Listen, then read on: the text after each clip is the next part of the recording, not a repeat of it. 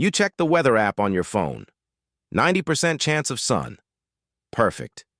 You head out for a hike, a picnic, a day at the beach, and then, hours later, you're soaked, shivering, and cursing the satellite, the supercomputer, and the smiling meteorologist who all got it disastrously wrong. We've all been there. We live in an age of incredible technological power, with machines that can model the entire planet's atmosphere. Yet, we still get caught in the rain. But what if I told you there's another story? There's a persistent legend, a kind of political folklore, about a United States senator from Oklahoma in the early 20th century. He was planning a big outdoor event, and the brand new U.S. Weather Bureau promised clear skies. But the local Cheyenne and Arapaho elders said otherwise. They had watched the spiders build their webs low to the ground. They'd observed the birds. They felt a change in the air that no instrument could measure. They told the senator a storm was coming, a big one. The senator had a choice: trust the suits and the science, or trust the elders. As the story goes, he chose the elders, moving the event indoors. And just as his guests gathered, the sky opened up, and a torrential storm hammered the state, exactly as the tribes had predicted. While this specific story may be more legend than documented fact, it asks a powerful question. How did ancient cultures, with no satellites, no radar, no computers, develop ways to forecast devastating weather with such incredible precision? This isn't a story about superstition. It's the story of a different kind of science. A lost art of survival, written not in textbooks, but in the flight of a bird, the ripple of the sea, and the light of a distant star. This is the story of how indigenous tribes read the secret language of the earth to anticipate the planet's most formidable storms, a language we've almost completely forgotten how to speak, the secret language of the earth. Before we travel the globe to uncover these incredible methods, we have to understand a fundamental shift in perspective. To the modern mind, the world is a collection of objects. A tree is a tree. A cloud is a cloud. An animal is an animal. But to many indigenous cultures, the world is not a collection of objects, but a community of subjects. Everything is alive, everything is communicating, and everything is interconnected. A change in one part of this web of life sends vibrations through all the others. Their knowledge, often called Traditional Ecological Knowledge or TK, wasn't built in a lab over a few years. It was built in the field over thousands of years. It's a science of patterns, of relationships, of paying attention. It is deeply local, because the signs in the Amazon rainforest are different from the signs in the Arctic tundra or the Australian outback, and it is deeply holistic. An indigenous forecaster would never rely on a single indicator. Just as a doctor wouldn't diagnose a patient based on one symptom, a tribal elder wouldn't predict a storm based on one type of cloud. They would synthesize dozens of data points, from the sky, the sea, the land, the plants, and the animals, into a single coherent forecast.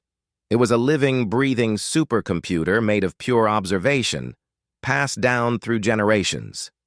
And to understand this secret language, we have to start where they did, by looking up. Reading the sky, the celestial almanac. For millennia, the sky was humanity's ultimate clock, calendar, and map. For agricultural and pastoral societies, knowing the seasons was a matter of life and death, and the stars were the most reliable guide. Nowhere was this truer than for the Borana Oromo people of southern Ethiopia.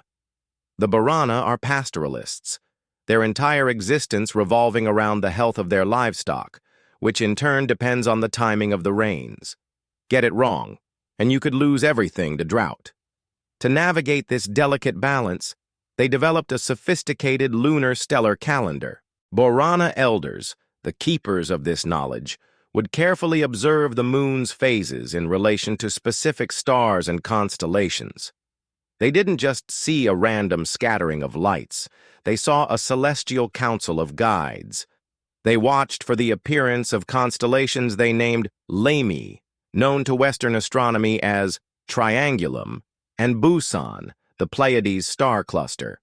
By interpreting the alignment of the new moon with a sequence of 7 key stars or star groups, Borana forecasters could maintain their calendar and anticipate the general character of the upcoming seasons, guiding the community on when to move their herds and where to find pasture. It was a system of long-term planning that ensured their resilience in a harsh and variable climate. Half a world away, in the jungles of Central America, the Maya were taking sky watching to an even greater level of mathematical precision. We often think of the Maya for their iconic pyramids, but these structures were far more than tombs or temples. They were monumental astronomical observatories. From a fixed point, a Maya astronomer could use the corners of a pyramid to track the sun's path across the sky, marking crucial moments like the solstices and equinoxes. These moments were key calendrical and ceremonial points that helped inform the timing for planting vital crops of maize, beans, and squash, though the actual start of the rainy season could vary by region. The Maya also paid special attention to the planet Venus, tracking its cycles with incredible accuracy and recording its appearances and disappearances in detailed books called codices. While Venus was more often linked to warfare and omens, their intense focus on it, alongside their reverence for the rain god Chak, shows a deep investment in understanding both celestial cycles and earthly weather. In some modern Yucatec Maya communities, a tradition known as Zucquín, related to the Spanish Cabañuelas, continues this legacy. During January, observers meticulously record the weather of each day. According to this cultural practice, the weather on the first 12 days of January is thought to correspond to the 12 months of the coming year. A rainy January 3rd, for example, might suggest a rainy March. It's a form of folk meteorology that speaks to a deep-seated cultural belief in the power of observation and the cyclical nature of weather. Now, it's easy for a modern skeptic to dismiss this as coincidence, but sometimes ancient observation intuits a scientific truth it doesn't have the tools to explain. Take the practice, found among many indigenous groups, of observing the Pleiades star cluster to forecast rain. In the Andes, Quechua and Aymara farmers have long held that if the Pleiades appear bright and clear in the sky during June, a good rainy season will follow months later. If they appear dim or hazy, the rains will fail. For centuries, this was folklore. Today, we know it's meteorology. Scientists have found a strong correlation. The perceived brightness of the Pleiades is directly affected by the presence of high, thin, nearly invisible cirrus clouds. These clouds, it turns out, are often an indicator of an approaching El Niño weather pattern, a major climatic cycle that warms the Pacific Ocean and dramatically reduces rainfall in the Andes. When El Niño is developing, the cirrus clouds form, the stars look hazy, and the farmers know to expect a drought, often choosing to delay their planting. They were observing a scientifically linked climate indicator centuries before the term El Niño was ever coined. They didn't need to know why it worked. They just knew through generations of careful observation that it did. Whispers on the wind. The animal oracles. But it wasn't just the sky they were watching. The ancient world knew that the planet's most sensitive weather instruments weren't made of stone or sky. They were alive. Animals whose very survival depends on being attuned to the slightest environmental shifts. Our natural barometers, seismographs, and wind vanes. One of the most universal pieces of weather wisdom is this: when birds fly low, expect rain. It's a saying found in cultures across the globe. Modern science offers a few plausible explanations. Before a storm, air pressure drops. This less dense air might be more difficult to fly in, prompting birds to stay closer to the ground where the air is thicker. Even more likely, the insects that many birds feed on also fly lower in these conditions, so the birds are simply following their lunch. Indigenous Australians, living on the driest inhabited continent on Earth, became masters of reading these animal signals. Their knowledge is a library of ecological connections. In some regions, for instance, if ants start building their mound walls higher and reinforcing them, it's taken as a sign that heavy rains are on the way. The arrival of the channel-billed cuckoo is a herald of the coming wet season in certain areas. The flowering of specific trees can signal the timing of whale migrations, a sign of profound seasonal change. This knowledge is so respected that the Australian Bureau of Meteorology has an entire project dedicated to documenting and learning from these indigenous seasonal calendars. This deep listening to the animal world is perhaps most critical in places that face the full fury of the planet's storms. In the Pacific nation of Vanuatu, a chain of islands lying directly in the cyclone belt, traditional knowledge is a critical part of the national disaster preparedness system. For generations, the Vanuatu people have known what signs to look for. When they see paper wasps abandoning their high nests and building new ones closer to the ground, they know a cyclone may be coming. An abundance of fruit on the mango and breadfruit trees is seen as a signal of a potentially active and violent storm season ahead. And the turtles are messengers. If sea turtles begin nesting much farther inland than usual, it's taken as a warning that storm surges could be high and powerful, and the community should prepare accordingly. This knowledge isn't seen as separate from official warnings. It's integrated.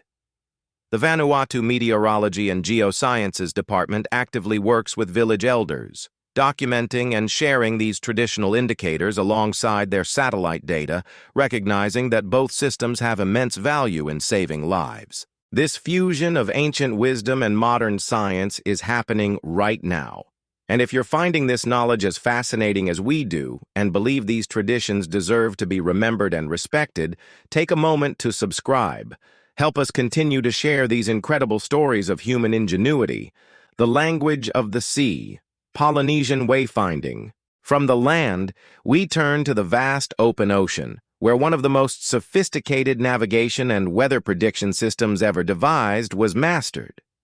The settlement of the Pacific Islands by Polynesian navigators represents one of the greatest feats of exploration in human history. They crossed thousands of miles of open water in double-hulled canoes, discovering and settling tiny islands that were mere specks in the largest ocean on Earth. They did this without compasses, sextants, or GPS. Their primary guide was a mental map of the stars. But what happened on cloudy nights? What happened when the celestial guides were hidden? They read the ocean itself. A master Polynesian navigator, or PWO, doesn't just see surface waves kicked up by local winds. They feel the deep, underlying rhythm of the ocean, the swells. Swells are energy, born from distant storms and powerful wind systems thousands of miles away that travel across the entire ocean basin. An experienced navigator, lying in the hull of their canoe, could feel the subtle lift and fall of these swells passing beneath them. They could identify multiple swell patterns coming from different directions simultaneously. The primary swell from the prevailing trade winds, a secondary swell from a storm system to the north, perhaps a third from a distant weather event to the south. By keeping the canoe at a constant angle to a known, reliable swell, they could hold a steady course for days, even with no land or stars in sight. More than that, the swells were a living weather report. A new swell appearing from an unexpected direction was a clear message. A distant storm had been born, and its energy was now reaching them. By judging the power and direction of that new swell, they could anticipate the weather that was heading their way. This attunement to the sea was so profound, it bordered on the supernatural. Polynesian navigators developed techniques to find islands that were still far below the horizon. They knew that as a deep ocean swell approaches an island, its path is bent and refracted by the unseen landmass. An expert could feel this subtle change in the rhythm of the canoe's motion. They could also read reflected swells, energy that bounced off an island's coastline and traveled back out to sea. By detecting these rebound waves, they could feel the presence of an island tens of miles away, long before they could ever hope to see it. There are even accounts, passed down through oral tradition, of navigators using the most sensitive parts of their body to detect these minute changes in the canoe's motion, attesting to the incredible sensory connection they had with their environment. They weren't just on the ocean, they were a part of it. Their canoe was an extension of their body, and their body was a scientific instrument of unparalleled sensitivity. Reading the land, plants, and the earth. The final piece of this ancient predictive puzzle lies right at our feet, in the plants and the very ground we walk on. The natural world is full of simple, elegant mechanisms that respond directly to atmospheric change. Perhaps the most humble and beautiful example is the pine cone. A pine cone is a natural hygrometer, an instrument that measures humidity. Its scales are designed to open in dry weather to release their seeds. But when the air becomes moist and humid, the scales absorb that moisture and swell, causing the cone to close up tightly. Since high humidity often precedes rain, a forest floor of closed pine cones was a simple qualitative sign for many cultures to expect a shower. But the botanical world offered far more than just short-term forecasts. The entire life cycle of plants, a field we now call phenology, was a living calendar for indigenous peoples. As we saw in Australia, the flowering of one plant was often linked to the behavior of an animal, creating a chain of ecological events that signaled the turning of the seasons. This interconnected view was common worldwide. For many Native American tribes, the leafing of certain trees or the appearance of the first spring wildflowers were the true markers of seasonal change, far more reliable than a simple date on a calendar. They told them when to plant, when to hunt, and when to prepare for the coming weather. In Tawi-Tawi in the Philippines, local fishers and sailors have long used biological indicators to forecast weather. Observations of things like seagrass, birds, and ants help them predict the arrival of the rainy season or adverse weather, which is crucial knowledge for their fishing and sailing activities. This wasn't guesswork.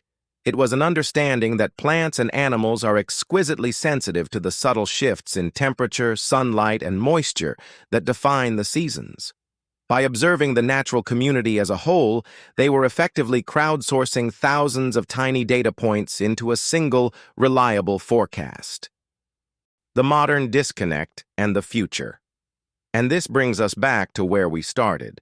We stare at a single data point on a glowing screen, a percentage, a temperature, an icon of a sun or a cloud, and we call it a forecast.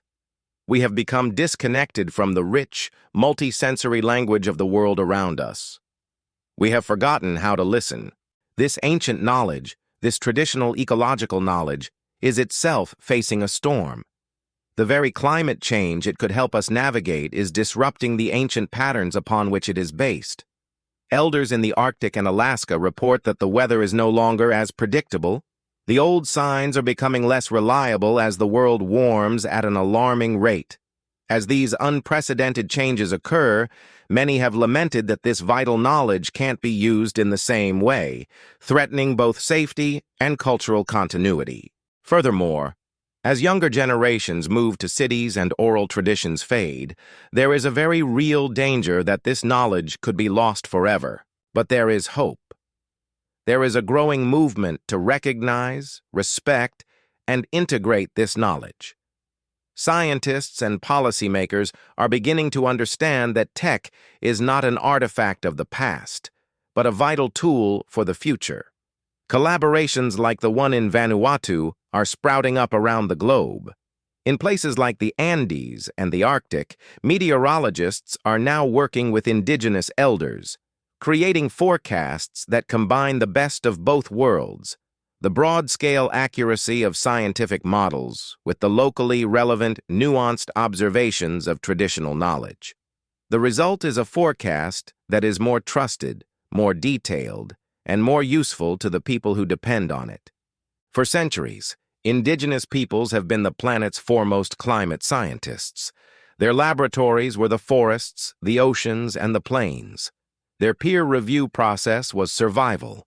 The knowledge they accumulated wasn't about dominating nature, but about living in respectful partnership with it. They knew that the flight of a bird, the closing of a pine cone, and the rhythm of a wave were not random events, but letters in a universal alphabet, a secret language that carries the story of the Earth's past, present, and future. We began with the idea of a failed weather app, of our modern supercomputers getting it wrong. And maybe that's the final lesson. Maybe the greatest supercomputer ever built for predicting the weather isn't a machine at all. Maybe it's the human mind, deeply and patiently connected to the intricate living world around it. The question for us is, are we willing to learn that language again? What are the secret signs of your own environment? What is the rustle of the leaves, the behavior of the squirrels, or the color of the sunset trying to tell you? Share in the comments below any family weather wisdom or natural signs you've learned. The old knowledge often survives in our own backyards. And if you believe these stories of wisdom are worth telling, subscribe and join us on our next journey into our world's forgotten knowledge.